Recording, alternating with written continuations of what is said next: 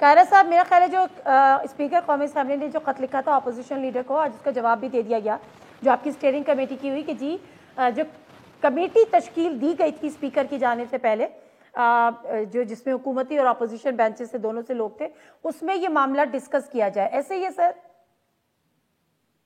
जी, मेरी इतला के मुताबिक भी ऐसा ही है, क्योंकि मैं पार्लियामान का इस वक्त मेंबर नहीं हूं, मैं उस कमेटी का हिस्सा नहीं हूं, मुझे उसकी डिटेल्स का नहीं पता।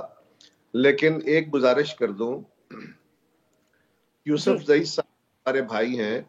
जब इस इलेक्शन के फौरी बाद हमने कहा कि ये मैनेज्ड इलेक्शन है, ये सेलेक्टर्स के इलेक्शन है, मुस्लिम लीग ने भी इस पे एतराज किए, JUI ने भी एतराज किए, आज अपोजिशन की जो तमाम जमातें हैं उन्होंने एतराज किए, बल्कि वसीम अख्तर साहब की जमात ने भी इस पे एतराज किया इलेक्शन की शफाफियत पे।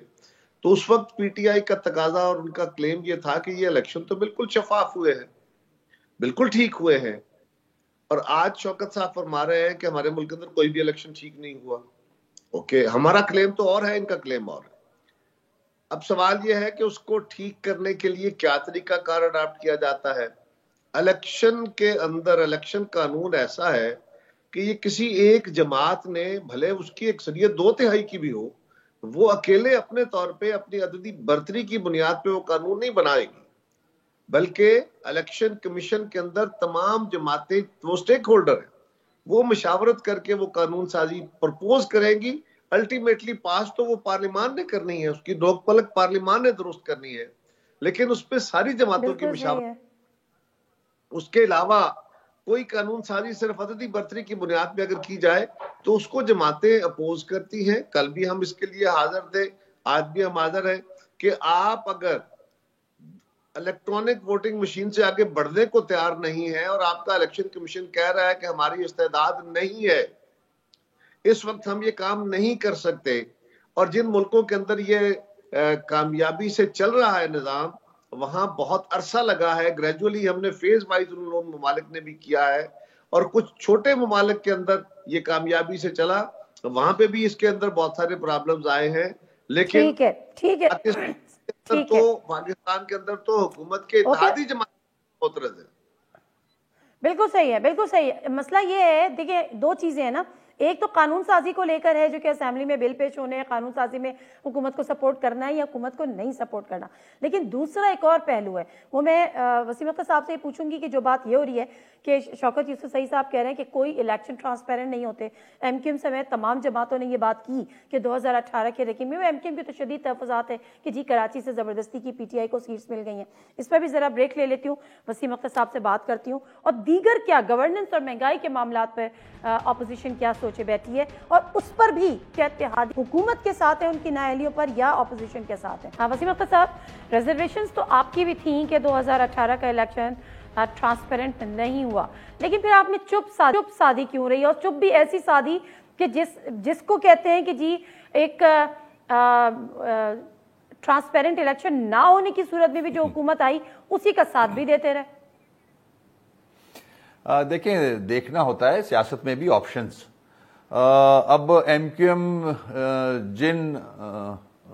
जिस दौर से गुजर रही है, जिन हालात से गुजर रही है, बल्कि उसमें एक तो इलेक्शन आप भी कह रहे हैं, मैं भी कहता हूं कि मेरी सीटें मुझसे छीनी गई हैं। ये डे 1 से कह रहा हूं, एग्रीमेंट होने से पहले से, और एग्रीमेंट जब हुआ था PTI से तो वहां भी रखी थी कि रिकाउंटिंग में आ जाएं। हमारी PM साहब से रिक्वेस्ट रही है कि कुछ सीटों पे, कुछ कॉन्स्टिट्यूएंसीज पे रिकाउंटिंग करा लें। तो खैर वो मामला तो चल ही रहा था, फिर एक और पहाड़ टूटा हम पे कि कराची को आधा गिन दिया गया, वो फैसला भी सामने आया। तो हम पे तो पे दर पे इस शहर पे तो वार होते चले आ रहे हैं, चाहे हुकूमत किसी की भी हो। तो उसके साथ साथ फिर ये एग्रीमेंट हमने PTI से किया, फिर वही वाली बात आएगी, इन द लार्जर इंटरेस्ट बड़े काम होते हैं इस मुल्क में। हमने भी जमहूरियत को बचाने के लिए एक कड़वा घूंट पिया है। हमने अपनी जो सीटें गई हैं हमसे, उसके बावजूद हम 3 साल गुजार चुके हैं PTI के साथ, मगर हमने आज तक अगर तहफ़्फ़ुज़ात का इजहार भी किया है तो हमने PM साहब के कमरे में मीटिंग के दौरान किया है। और बहुत सारे इश्यूज हैं, सिर्फ EVM नहीं है, मगर जब ईवीएम का मामला आया तो फिर ये चीजें बाहर आईं।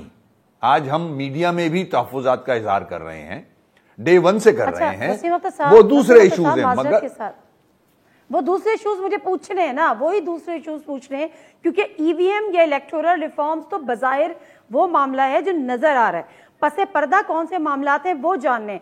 लेकिन आपने कहा कि जमहूरियत को बचाने के लिए, तो क्या मैं उससे ये समझूं कि आपकी 7 सीट्स अगर हुकूमत के पास नहीं होती तो जमहूरियत डिरेल हो जाती? देखें, जिन हालात में मुल्क था है आज, रीजन एंड सारी चीजें देख लें, तो हमारे पास यही ऑप्शन था। हमारा पास्ट एक्सपीरियंस भी है ना, हमारा पीपुल्स पार्टी के साथ का भी एक्सपीरियंस है, पीएमएलएन का भी एक्सपीरियंस है। तो हमारे लिए यही ऑप्शन समझ में आता था कि पीटीआई एक नई जमात है, एक मैनिफेस्टो लेके आई है। इमरान खान साहब के स्टेटमेंट्स और उनकी बॉडी लैंग्वेज से ऐसा लग रहा था कि पूरे पाकिस्तान के साथ साथ कराची के मसाइल भी हल होंगे, मगर अफसोस के 3 साल गुजर गए हैं, कुछ नहीं हुआ। तो हम तो आज भी उस पे इस तरह से आवाज नहीं बुलंद कर रहे, मगर ये सर पे आ जाए कोई बात, ऑन 11th आवर आपको बोला जाए कि ईवीएम की मशीनें फैसला दें, ऐसे नहीं होता है। आपके ऊपर हमने सवालात रखे ईवीएम मशीन के हवाले से, उसके जवाब चाहिए मुझे।